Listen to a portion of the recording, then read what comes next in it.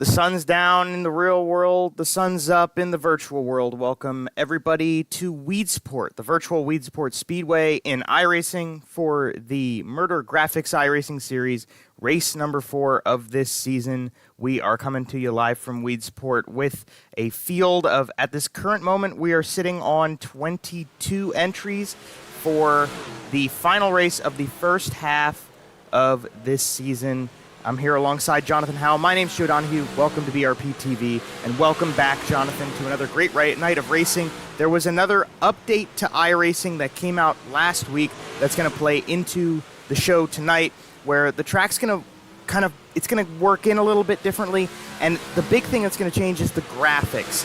What these drivers are going to be seeing while they're driving is going to be a little bit different from what we're used to within this game.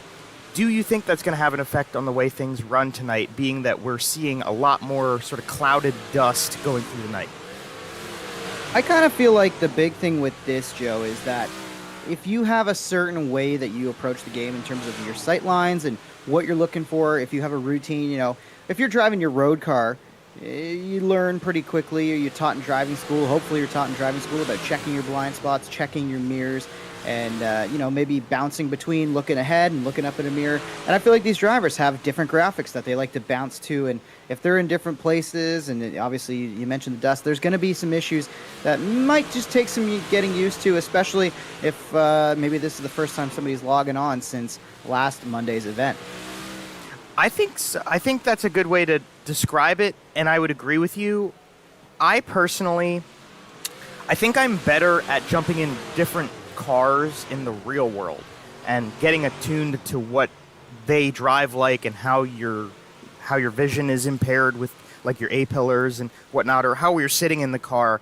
I think I have a better time of doing that in the real world than in a video game, and especially with iRacing. It, to me at least, is a big difference, and it is something that I personally think we're going to be watching tonight. I don't know if you can agree with that, Jonathan, but I mean, you jump in like a family car or a work vehicle, and you get the gist of what you're doing, and it is the same thing. It's driving a car, but in the game, everything happens so fast. It all happens on a screen in front of you.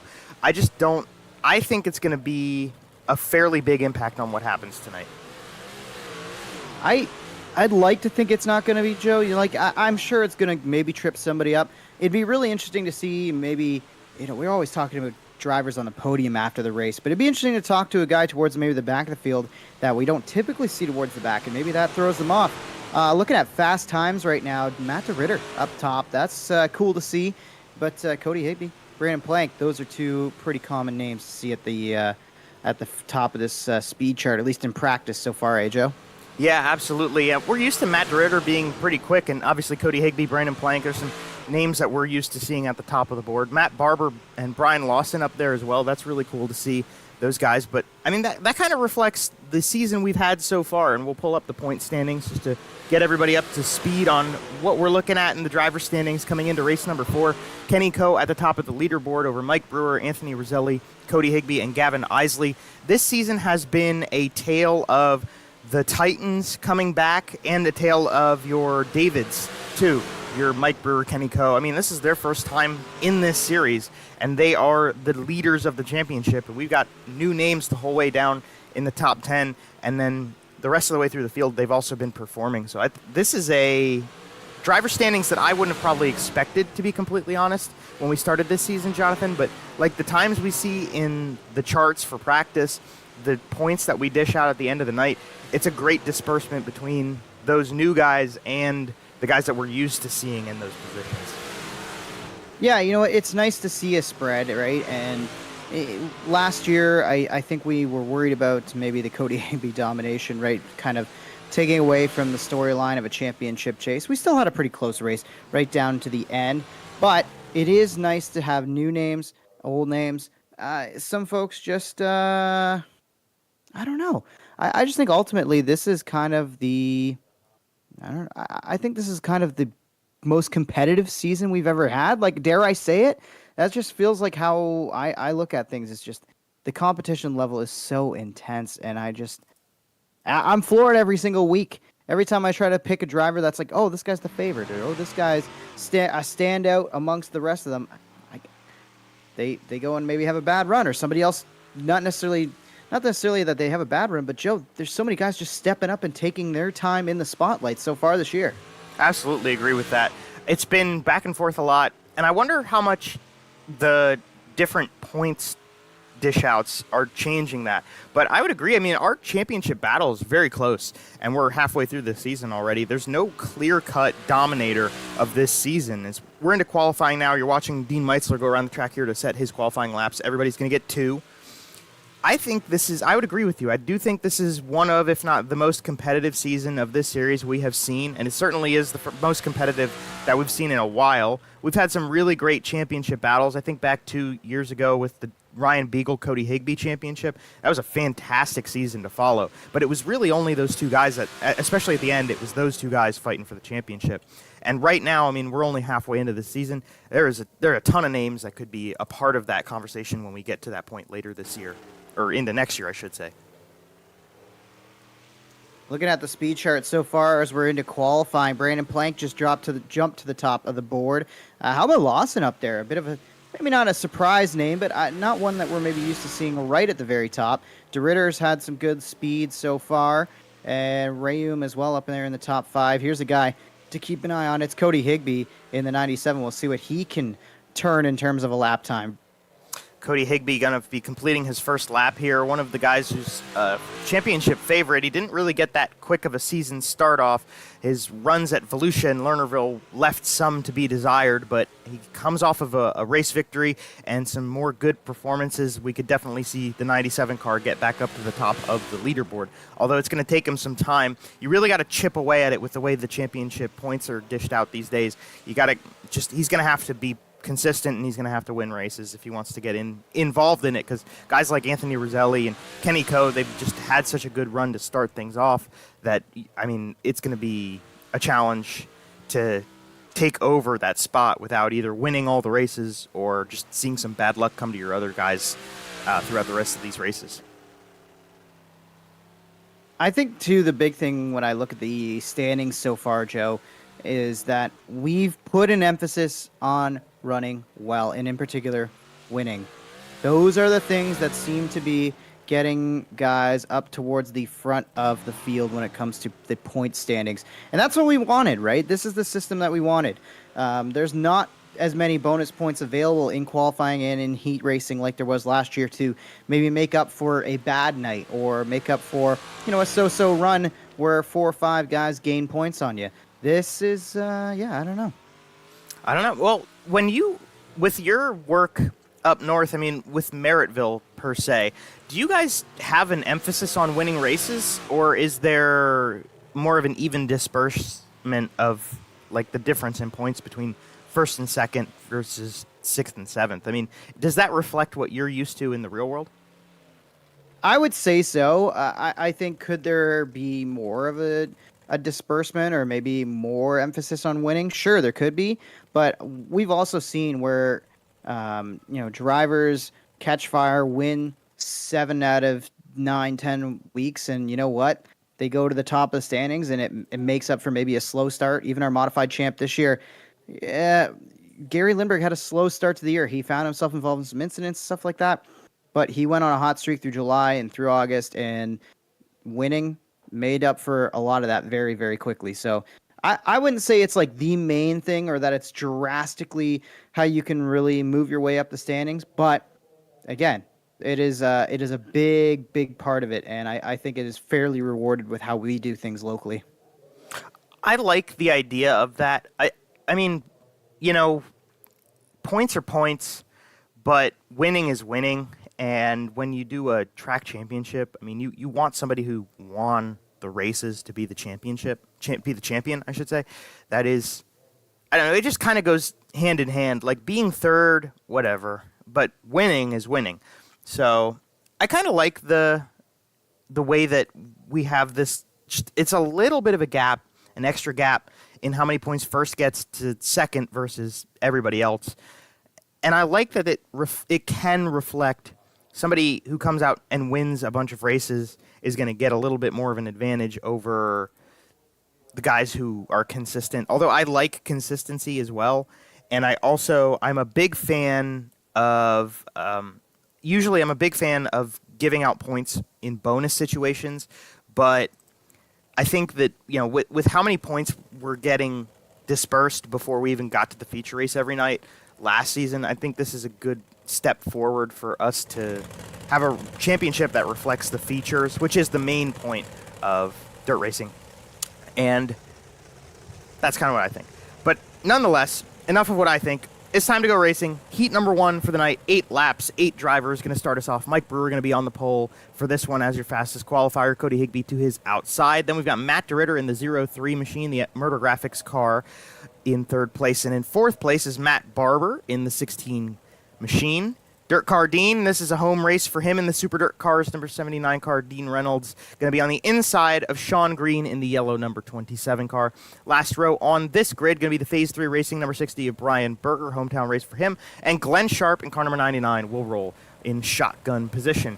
Jonathan, 8 cars, 8 drivers. The track staying tacky to start this night off. Do you think that it's going to be too tacky to see any action, or are we going to see some good racing here in this first heat? I almost feel like, if anything, it's going to be a great time to attack. And if you're towards the back of the field, you might be able to make up some ground really quickly. A great time to attack. I like that. It definitely is going to be the time where you can make the most grave, the most dramatic moves, and hopefully, as long as you don't do something crazy, it won't affect you too much.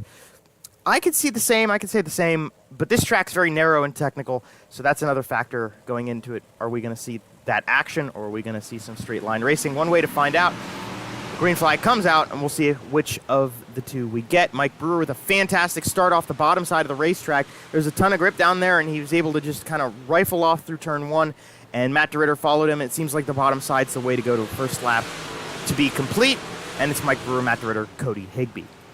This is what I expected to see. I thought it would be a race to the bottom side at first. I don't think we're going to see the top be as effective as we have seen it in previous weeks necessarily, Joe.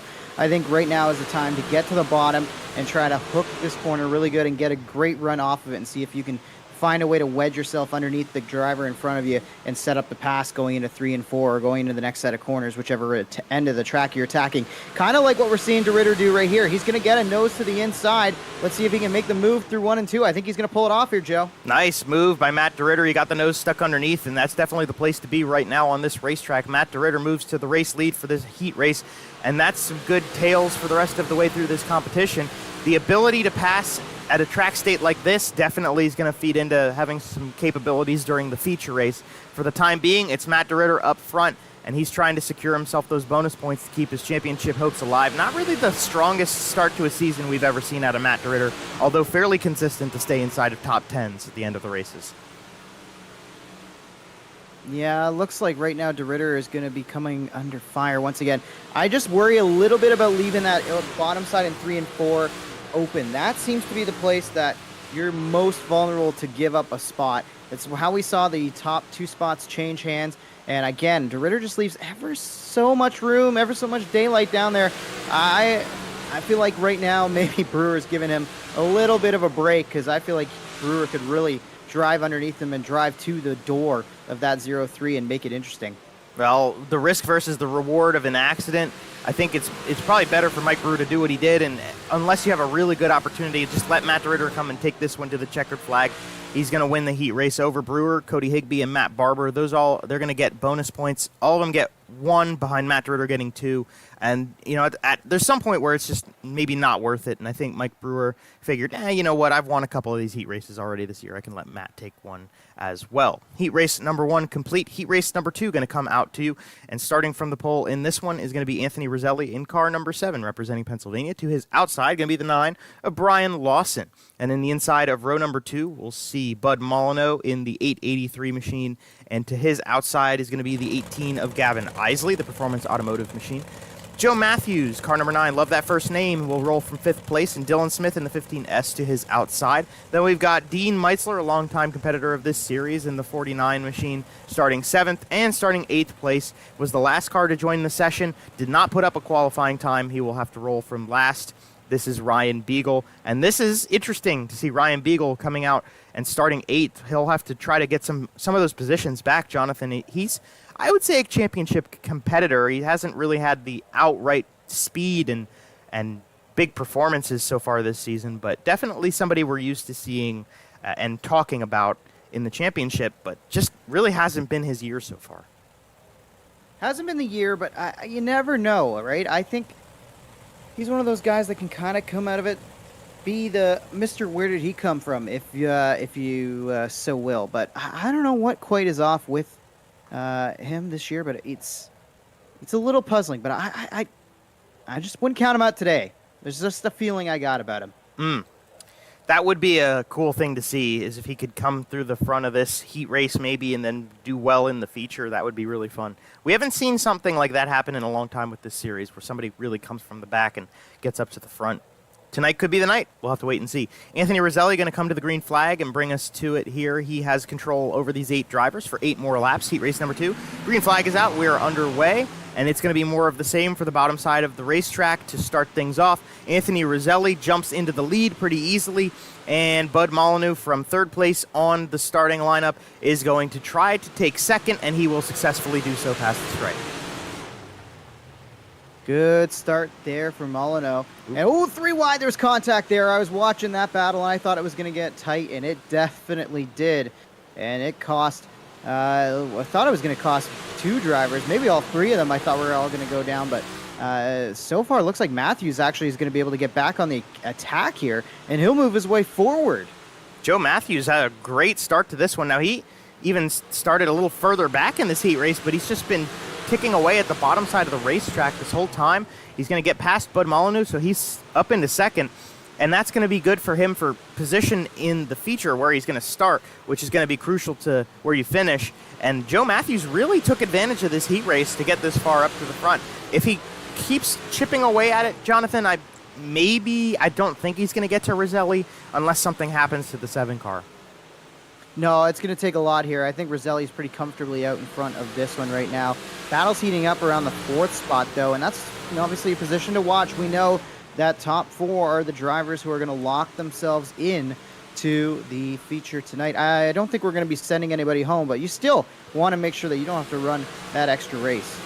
Yeah, well, so I think we're at 23, so we won't be having a consi tonight. But even still, I mean, the position, that 1 extra position in a heat race equates to 3 starting positions in the feature.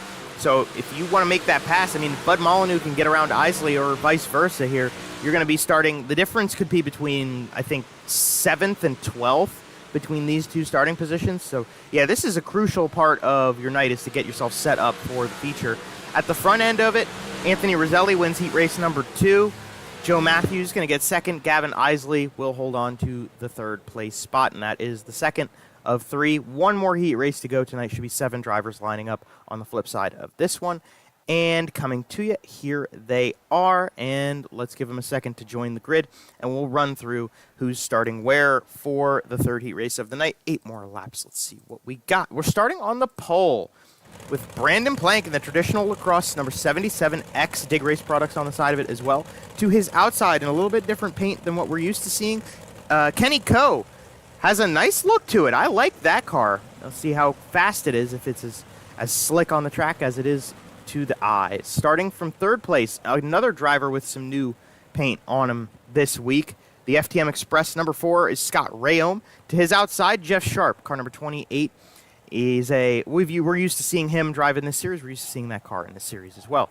The USA 1 of Zach Bardsley will roll from 5th place. The Conco heating, oil, and propane machine, a tribute to cars that his family has owned and raced in the eastern Pennsylvania area.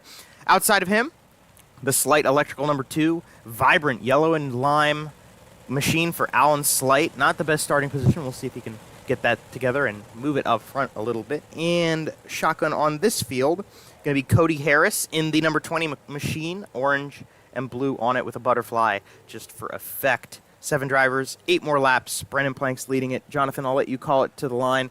This is, I would say, a pretty good lineup of drivers. I'm really interested to see what Kenny Coe does from the outside, because he's had 2 heat races to learn from, and it just doesn't seem like the right spot to be starting. No, I don't think so. Everybody's been fighting for the bottom side. Low side of the racetrack has been the dominant side. That's where Plank is. He brings him in real slow, though. And Ko gets a pretty good jump from the outside. He's going to try to sail it in there, but it's not going to be able to make the pass. I thought he was going to maybe hang on that high side, and he kind of does, Joe.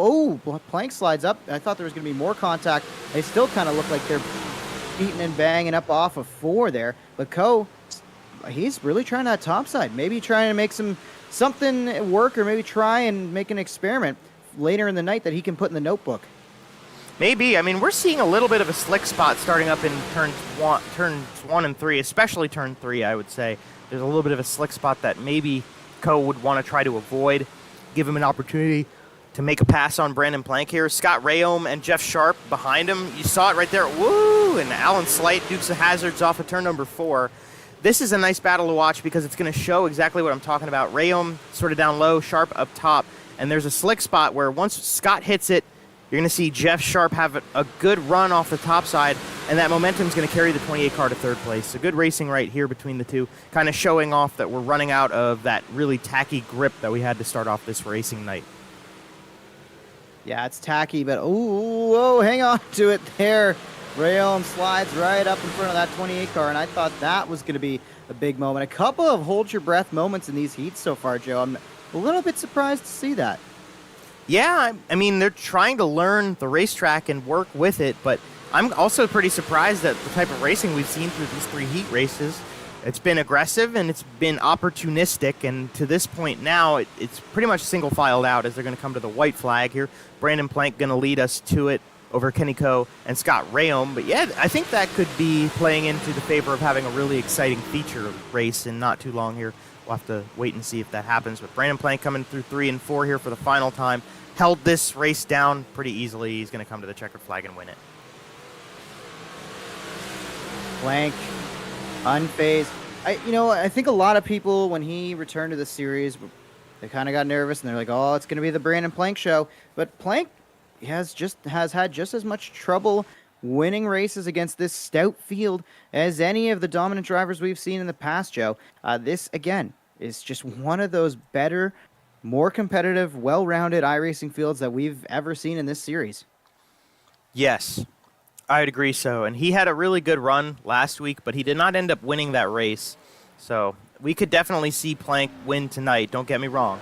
We also could see one of these other guys take him down and hold on to a championship lead if you're Kenny Ko, or have Cody Higbee repeat, or even like Matt DeRitter could jump in and get a win. I mean, it is truly a very competitive series right now, and it's very exciting to be a part of it.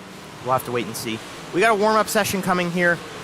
The drivers are going to work in the track a little bit.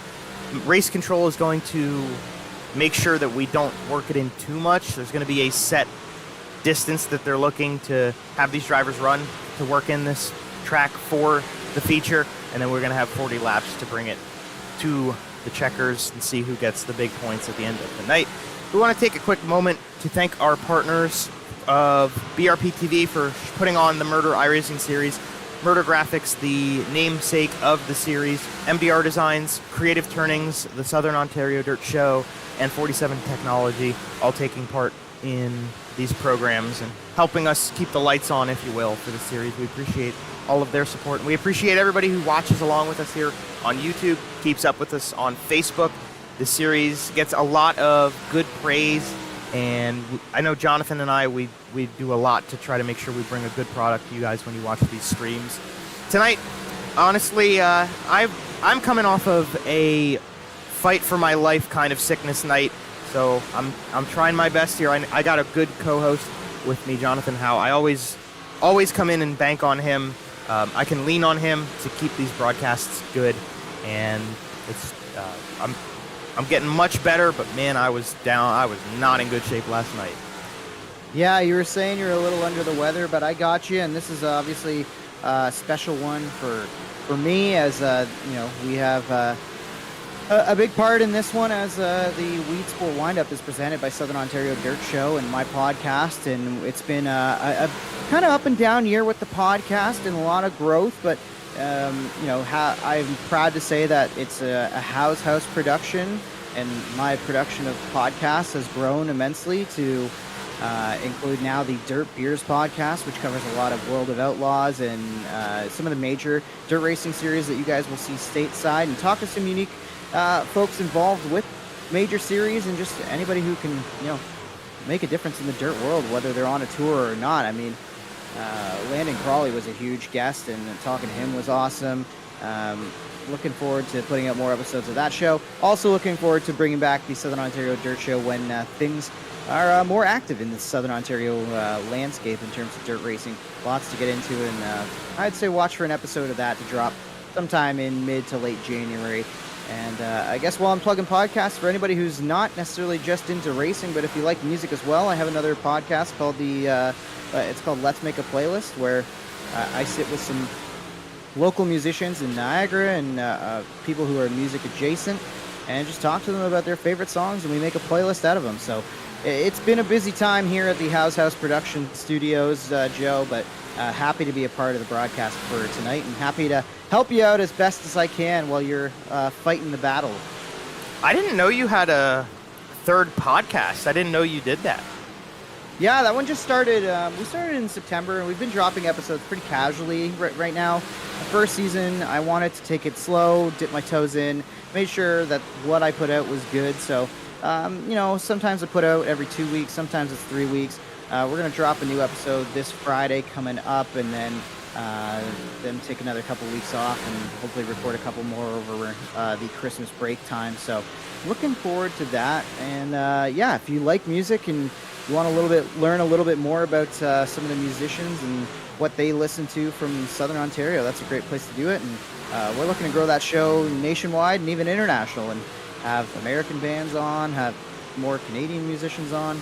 That show is just a good show that I think anybody who loves music can tune into and learn a thing or two, and maybe find out about some new artists and new bands that they might not already be aware of.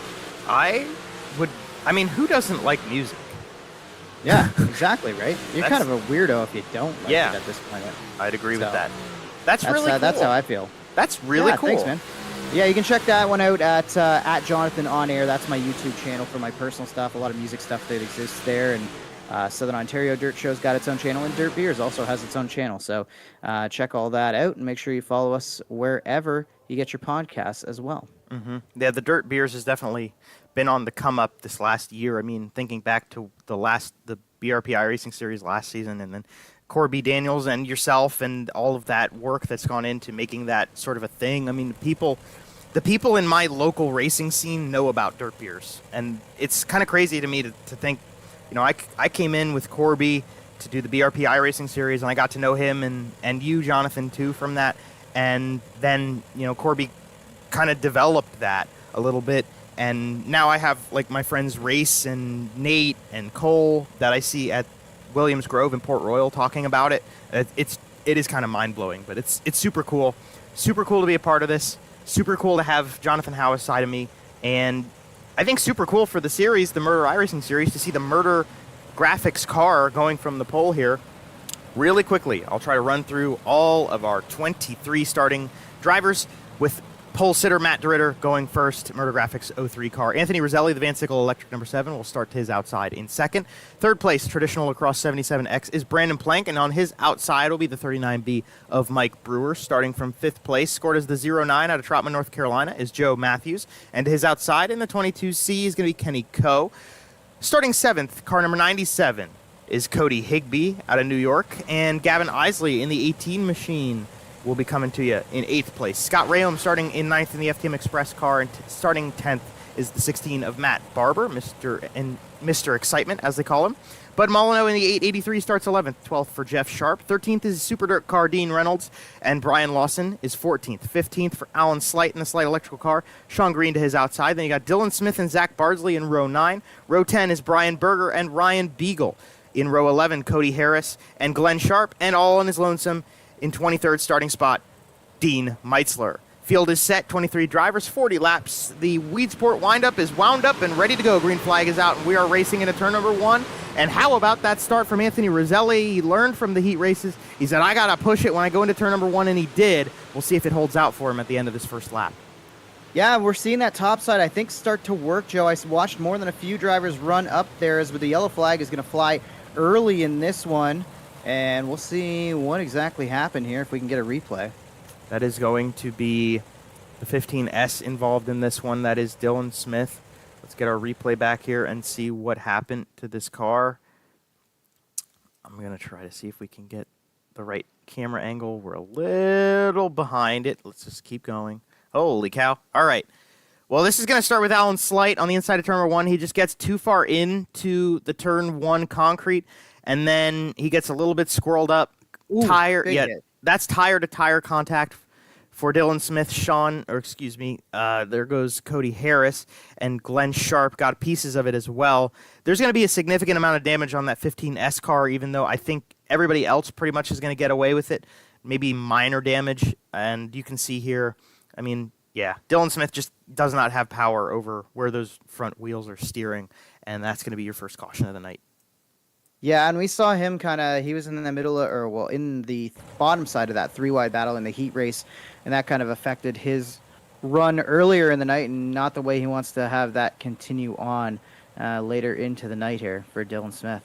Yeah, and you can see here, now this is what we were talking about at the very beginning of this broadcast with the extra dust and dirt that gets popped up on these cars, and now with this most recent update to iRacing, and it is hurting the latency of the broadcast a little bit. It is definitely going to affect the drivers too. There you see it really, the strength of it in turn 1 just because of where our camera is.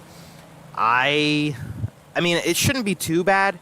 It doesn't look terrible, but it's definitely a curveball that these guys are going to have to work with. But maybe it's a curveball that Matt DeRitter is working to his advantage. You know, for one guy to be set off by it, maybe another one can take advantage of the situation. Matt DeRitter looking to do that right now.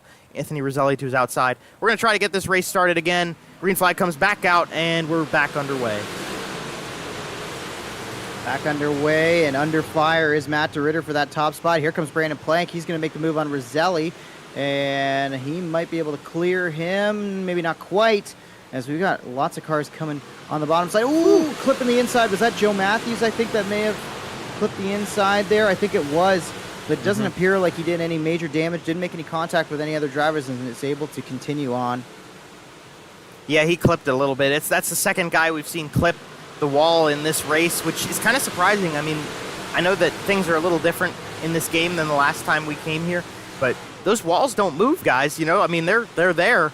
It's just getting the grip of the track and your way through the corner, your apex, and making sure that you run as close as possible without hitting it, which Joe Matthews has gotten back to doing.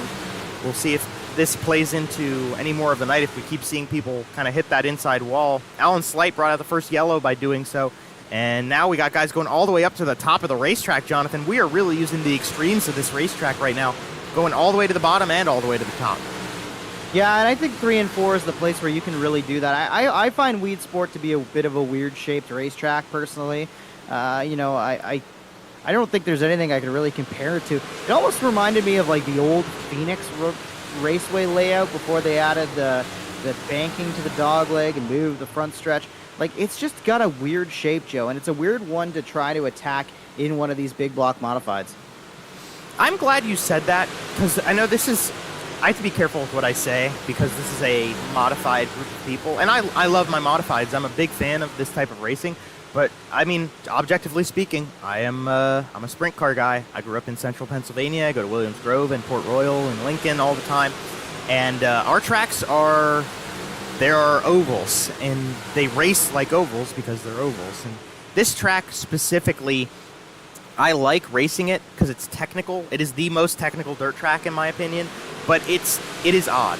It's a little weird with the concrete corners, like on the insides of all the corners, to have those concrete walls, and then just the way it drives could be a little bit interesting, challenging, but super fun.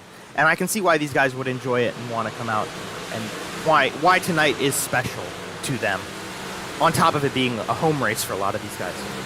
Yeah, it absolutely is a home event, and it's the home of dirt car racing, of course, right? They've got the Dirt Car Hall of Fame at Weedsport, and pretty cool that there's been so many drivers, Canadian and American and modified and elsewhere, that I think would definitely be names that everybody is familiar with, whether they watch a lot of modified racing or maybe just have casually observed it. And going to Weedsport and checking that out is so worth it. Yeah, I would agree with that. I think anytime you have something like that, like a Hall of Fame for racing like that, it's just so worth going to because you just never know what you're going to see. And the Sprint Car Hall of Fame in Knoxville, when I got to go there, it was so cool to see. I mean, like, people from my neck of the woods being enshrined in a place like that. And I'm sure that's the same to go to Weedsport, to go to the Dirt Car Hall of Fame. Plus, we don't have a racetrack in iRacing from Canada. We don't have a dirt track from Canada in the game. So for all the Canadians, this and Oswego, which was just added, are going to be your best bets at a home race. So that makes it special for a lot of the guys in here as well. I want to take a second to go on board. We're going to go on board with Scott Rayom here and see what it's like to have this dust kicking up in front of you. So from the 4 car, you can see that you can still pretty easily see all the cars around you, but it's there. I don't know if that's going to play with your entry point, your braking point for the turns, Jonathan, but it's at least different. Yeah, certainly different and certainly a new challenge for these guys. I feel like, you talk about entry points. If this dust is there, I think, whoa, hang on to her there. But I think the big thing with the dust is that if you get a big bunch of it, a big cloud of it, that can be where you'd get your entry points messed up. Like, I don't really think, I don't really think Rayom's got too much dust being kicked up in front of him directly from the car in front of him. But when you looked further ahead, like, I felt like the line and how Joe Matthews was driving, that car seemed to be kicking up a lot of dust, and I could see that really affecting your vision if you're not in the right spot or if you get caught in the wrong spot. Yeah, Cody Higbee too. He's kicking up a lot of dust. It's odd too, Joe, how adaptive the game is. It seems like certain drivers and the way they attack the corner, it's like that actually kicks up more dust compared to maybe a different line. It does. I would agree. I mean, this is a simulator more than a game just because of how dynamic it is. It is a video game. I mean, I will hold to it. It's a video game. Yellow flag's going to come out. I think this is Alan Slight going to be causing this one. It is. He is really screwed up back there. We're going to have to bring a replay out. We'll get back to that point in a second. Let's get the replay of what happened to the 2 car here. I think this is going to be a lone driver incident. Nope, it is not. He is going to get a little help from Dean Reynolds in turn number 1. Little bit of a shove, and he's going to go up into the wall, and this is going to break the front suspension out of that car, and he's going to have no control over it from here. Yeah, absolutely. Big hit for Al Slate there, and hate to see it. One of those loyal guys who always is here to support the series, and this is, again, you mentioned those concrete walls on the inside. They're just as hard on the outside and just as tricky to navigate. Great point. And yeah, he's a big supporter of this series with Slight Electrical and just coming out to the races in general. Unfortunately, that is not how Alan Slight wanted tonight to end. I don't know if Oswego or this would be closer to where you're from, where you guys are from up there, Jonathan. Do you know? No, you know what? It would be Oswego, wouldn't it? I feel as though it is. I'm trying to remember when I've made the drives. I think Oswego is the closer of the 2. There's so many tracks right around here that I get confused as to which directions you take sometimes. I'm always like, wait, where am I going if I'm going here or if I'm going there? But yeah, it's let's see. You know what? Let's see if I can do a quick Google Maps here while we're on the broadcast and see if I can get an answer as to which one from my direct house. We'll take it from my house specifically, which I live pretty much right on the border. I'm about as close to Niagara Falls, the actual falls, as you can get without, going over it yourself. So this is, let's see. Weedsport is, that is a roughly, you know what, we're back racing. I'll get it for you in a second. Stat guy's slacking back here. You know who's not slacking, though, is Matt DeRitter at the front of this field, Joe. You know what? I got to give him credit. He's got a lot of hungry drivers right there knocking on the back door, and we got a yellow already back to it. But yeah, I really gotta give a hand to Matt DeRitter for how he is controlling these restarts. Absolutely. I think this yellow, I'm going to check here if this has anything to do with the number 1 car of Zach Barsley. I'm pretty sure this is just an iRacing yellow because Al Slight rejoined the race out of the pit lane, and the iRacing system picked up a slow car rather than that he was coming back onto the racetrack, so it let him, it made the game pull a caution. So we have no caution, no incident to cause this yellow. This is just a sort of a glitch of the game. And here, we called it a simulator, and we talked about how intense this is and how specific it can be. But then it's a video game. Stuff like this happens sometimes too. And just to confirm, circling back, if I take the toll roads, I can be at Weedsport from my house in 2 hours and 17 minutes. And Oswego is 2 hours and 53. So technically, actually, Weedsport is the closer of the two. Well, there you go. And I know, like, for Al Slight specifically, who was part of that first incident, Al's out of your neck of the woods, too. I believe he's from Niagara.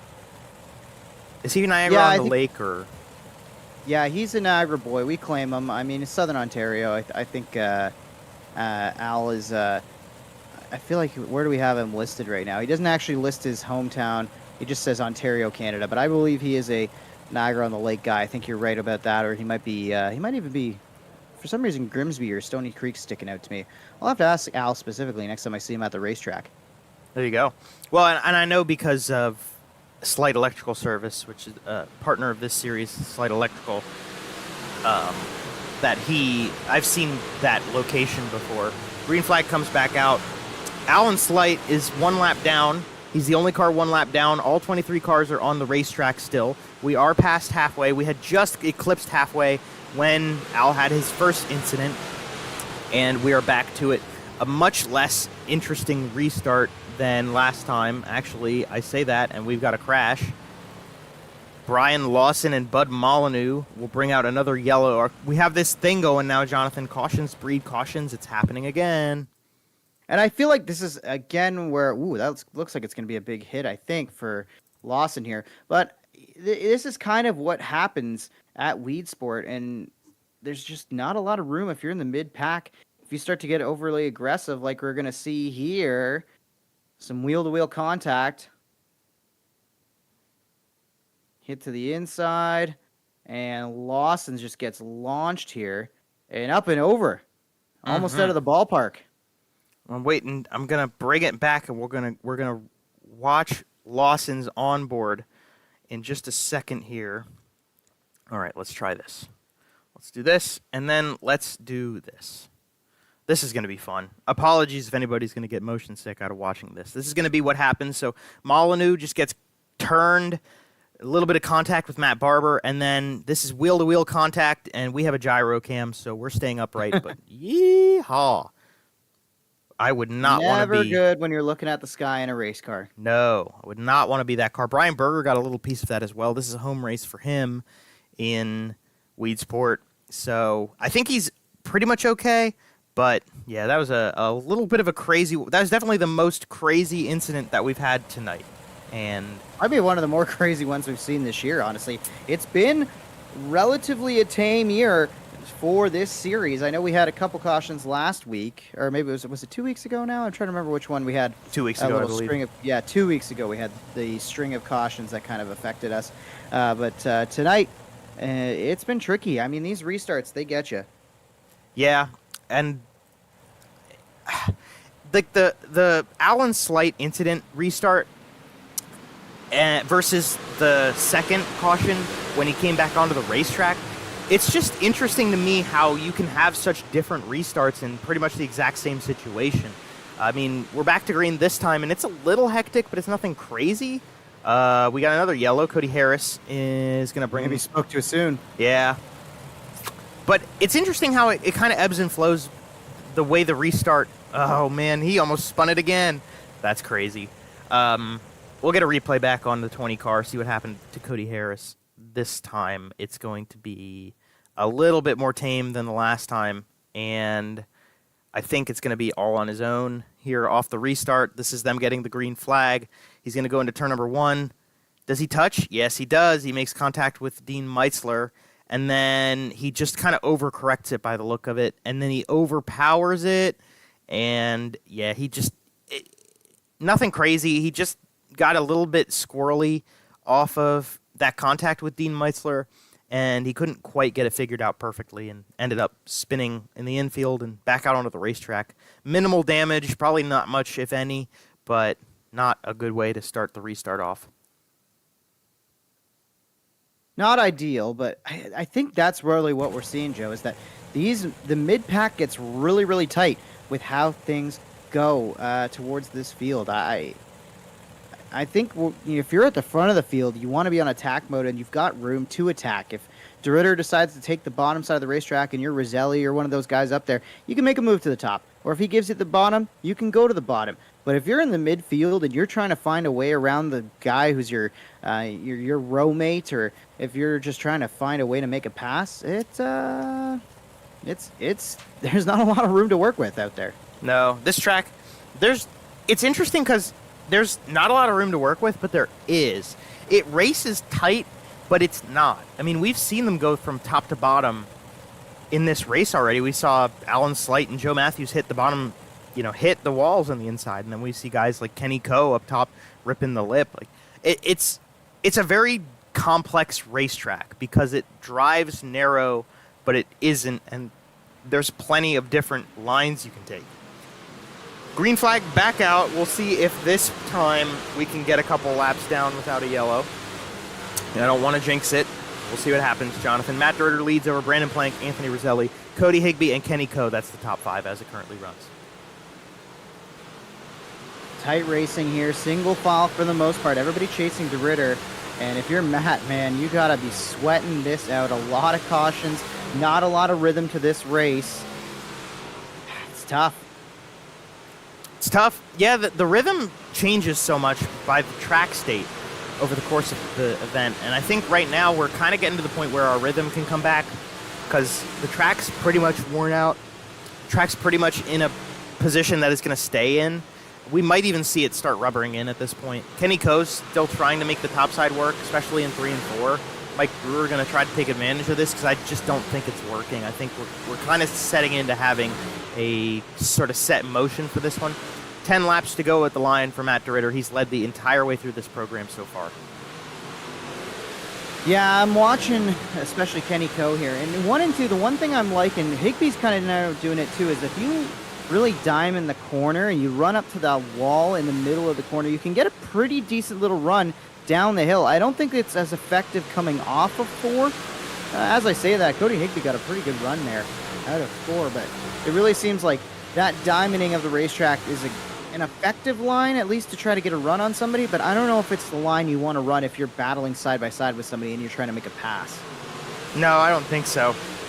It doesn't seem like it's giving you enough of an advantage to want to do that, and being side by side into the corners is hard. It tightens everything up even worse, and then you very easily can end up in a place you don't want to be. So yeah, I wouldn't want to be double file right now. I think I'd want to get the pass done as quick as possible if I was doing it, which, look at this, Brandon Plank trying to make a run for the lead here. I think he led at the line that time, but Matt DeRitter is going to see if he can hold him down. I just don't know if I can see this working for him. Yeah, Brandon Plank's going to go around. Yeah, Plank did an excellent job through 3 and 4, pinching DeRitter down low against that wall, and it really didn't give DeRitter much ability to make the corner. He had to really mind his P's and Q's around that concrete barrier. So, ooh, there might have been contact there, I think, for the 3rd position. Cody Higbee and I think Anthony Roselli may have came together there, and that's allowed Kenny Coe to get in that battle. A good little battle shaping up for the 3rd spot as Roselli in that 7 car making some moves. Yeah, we'll see if this shapes up a little more from here. Nice little battle. We're watching the leader, Brandon Plank, but 3rd, 4th, and 5th is actually shaping up to be very interesting here. Now Kenny Coe getting into the fight with Cody Higbee. That would be for 4th place. Joe Matthews just on the backside of this one. He's kind of lurking and waiting. 3 laps to go at the line. Mike Brewer little fight with the 09 car here between 6th and 7th, and then we got some nice action pretty much the whole way through this field right now. Even though the track's been used up a bit, Jonathan, there's still plenty of grip out there and plenty of opportunities. We got some really good racing bringing us to the wire this one. Yeah, good racing throughout the top 10. I can see some good battles shaping up here, but Coe and Higbee are really fighting it out here for this 4th spot, and that's really allowing the top 3 to break away. I think DeRitter doesn't have much left in the tank, I think, in terms of trying to run down Plank. I think Plank made his move at the perfect time. I think Plank might have been faster throughout most of the night, and I think he was just more equipped. I think that was... Yeah, I don't know. I think that was mostly just a well-executed and a very patient move from Brandon Plank. I think this was coming. I think he knew that he had the faster race car, and you can definitely see it now as the checkered flag waves. What an effort. What a way to close it out. A little rhythm to the race, and Brandon Plank, Joe, does what he always does and rises to the occasion. Absolutely. A great run for him. Definitely composure and patience playing into what Brandon Plank just did for us here tonight, and he comes home the victor in the Weedsport windup. Matt DeRitter going to be 2nd place at the end of this one. Anthony Roselli holds on barely, or somewhat barely at least, to a 3rd place finish in this one. We'll give these guys a second to get themselves situated and get out of the cars, and then we will be talking to them here on the stream. It was a good run to the finish for all of them, especially Brandon Plank. Let me see if I can get him. I think I got him for you. Jonathan, if you want, I will hand him off to you, and you can interview our race winner tonight. Brandon Plank jumping into the booth here to talk, and congratulations on the win, and talk to us about getting back in victory lane.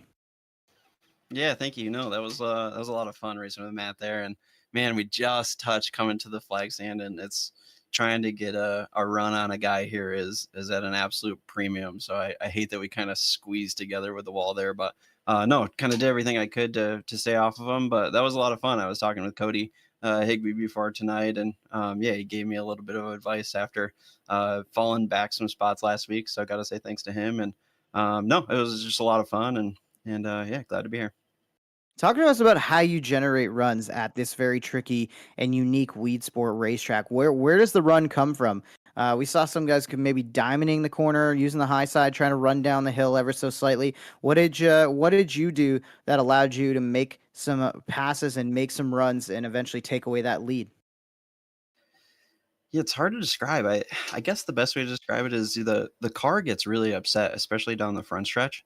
So we almost, or I guess I was kind of letting the car decide what it wanted to do. You kind of gently ease through the throttle as it starts to kind of rut up. And, sometimes I felt like the way that I was kind of in attitude by the flag stand, I could hit the bottom, and then other laps you kind of catch the rut weird, and then you have to roll the middle. So I think it's kind of, that's where the runs develop, is just trying to keep the car as happy and calm as you can, because it's choppy. I don't know if it looks like that from watching it, but it feels like you're getting jostled around a lot, especially down the front stretch.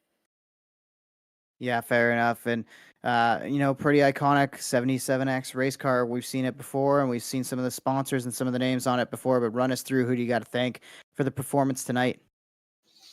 Yeah, so just traditional lacrosse is on board with this deal. Ultra Fab 4 wides on here still with Ryan Hill, and just got to thank you guys for putting this deal on. And yeah, really cool to run the 77X, at least in iRacing here still, and a lot of tributes, to my dad throughout the season running the 77X, which is cool. So this is it's cool to put the 77X in victory lane virtually for sure, and obviously always thinking about him. And my family tunes in, my Uncle Shane, my mom, my grandparents. So yeah, just thanks to everybody for tuning in, and Matt for putting this deal on, you guys as well. And it's just always a cool deal. I'm really happy to get back here. Well, congratulations again. Great to see you back to form. There he is, Brandon Plank, your winner tonight at Weedsport. Awesome stuff. Yeah, it's good to see him come back into form. Good to see him at the front. I think it's fair to say that's kind of where that car deserves to be. Another car that deserves to be up at the front and was just maybe one spot short tonight is the guy that I get to interview here from second place, Matt DeRitter, the host of the series. Matt, it's your employee, Joe Donahue. You got a copy, brother? I got you, boys. All right, Matt. Well, hey, man, that was a really good night for you the whole way through. You had a lot of speed the whole way from beginning to end, and you came up one spot short of winning it. But I think tonight really turns things around for you so far this season. You're coming off of, I believe, 2 9th places and an 8th place, so a 2nd place has to feel pretty good. Yeah, definitely. I think I need to get one of those socks that Brandon's got under his gas pedal, because I just couldn't get off the corners in the last couple laps. But yeah, wasn't too bad. It wasn't too bad. Tell me about the shifting point in the feature race where Brandon was able to get around you. I mean, what was the track like, and how is it changing to the point where that 77X car got that advantage it did? Because you really had things figured out, especially when the track was tacky at the beginning of the night. Yeah, I don't think I was the best all night for sure, because I had both Plank and Anthony kind of hounding me. So I don't know. The middle kind of went away, and I didn't really want to risk it running the top, so I kind of just stuck with my lane that I was running. And once that middle went away, I didn't really have the drive off the corners that I needed. And with those cautions and having things stacked up, there wasn't really much time to either build a run or keep your momentum. And Brandon's just so consistent, so he was able to keep it or build his momentum quicker than I could. So I'd say that's pretty much the turning point. But Well, that's not, I mean, that's a good analysis, a really good analysis of how this racetrack drives. And I know this is a favorite racetrack for a lot of people. This is a favorite racetrack for people who are hometown guys in this series we have, or they are big-time modified people, because this is one of, if not the home of modified racing. Tell me about what it's like as the promoter of this series to do a race from this racetrack, what it's like to drive it, and just like, why is it so hard to drive? yeah, I mean, I've never made it out to Weedsport in real life to watch a race, but I mean, you always hear good things about it. And for sure, I know a lot of guys are happy to have it on the service and be able to run these races. And when you build a series, you always have to have Weedsport in it for these cars. And I think as far as just it being such a technical track, it's just kind of the shape of it and how different the turns are, and just how you have to throw the car into 1 and sort of float it into 3. And it's a really technical track, and it makes it fun, really. So especially when it slicks off like that. Yeah, it looked fun. But hey, well, 2nd place, at least it was fun. Who do you have to thank and shout out here on the broadcast?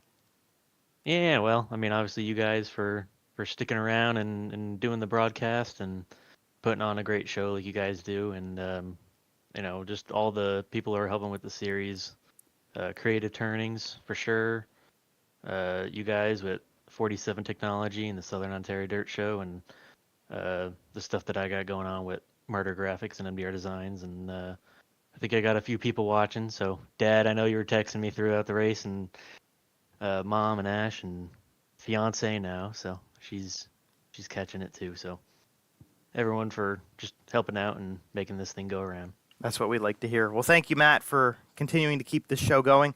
We'll look to see if we can get one spot better next time, or at least what's coming next time. But congratulations on the P2. Yeah, thanks, boys. And that is Matt DeRitter. Out of 2nd place, car 03. Great run for him. Best run of the season so far. Jonathan, I'll give you the number 7, and Anthony Roselli, the 3rd place finisher tonight, with another great run. Hard fought third place finish as well for Anthony Roselli. I mean, you had to work for it at the end. Talk about the challenges you faced from behind there, as I think it was Higbee that was up there trying to battle with you for that spot. More than a few guys took a shot at maybe trying to knock you off the podium. Yeah, I mean, it was the first half of the race was really great. I definitely thought I had a shot for it before those cautions came down, and then I don't know, car definitely took a turn after that. It slickened off, and it kind of got really loose on me. And I was really just holding on. I did not know Cody was underneath of me there. I got to go apologize to him for that. But at the end, that last like 15 laps, I was really just kind of tuckered down and just really trying to hold on. I definitely don't think I could have run the top how Brandon was. He was definitely blistering it up there, but not a bad night overall. I'll take a third. Take a third for sure. Keeps you up towards the front end of the field in terms of the points battle. And overall, how do you feel about your season thus far? Pretty good. Besides Lernerville, the season's been going really well. I mean, yeah, literally besides that, we have every race inside the top 3, so you really can't complain with that. Qualifying's up there, we're winning heats to get those points, so everything's going pretty well. Just got to keep putting it together. Awesome. Well, congratulations again, and great work. Who do you got to thank for yet another podium performance? Of course, I got to thank Dom for all his help. He does a lot for me. Vancicle Electric, Hollywood Towing and Auto, Fastline Performance, Mobile Metals, Loris Carbs, 5L Enterprises, Dig Race Products, and just my fiance, my parents, you guys for putting this on, and Matt. I love running this league. It's my favorite league to run, so thank you guys all. There he is, your third place finisher tonight. Hard fought one at that. Anthony Roselli coming home in that 7 car. Joe, I mean, it kind of looked like our boy was going to do it there for a second. DeRitter looked really strong at different points in this one, but comes up a little bit short. Brandon Plank closed the deal out and looked good doing it, leading, I believe, the final 8 laps of that one. Absolutely. Yeah, I really did think DeRitter had a class of his own going here tonight, but it just goes to show, I mean, especially with dirt racing, it's not over till it's over. The track can change, the cars can change, the tires can change, and that's kind of just what happened tonight for Brandon Plank taking that victory over Matt DeRitter. Anthony Roselli in third place. I got to give him credit.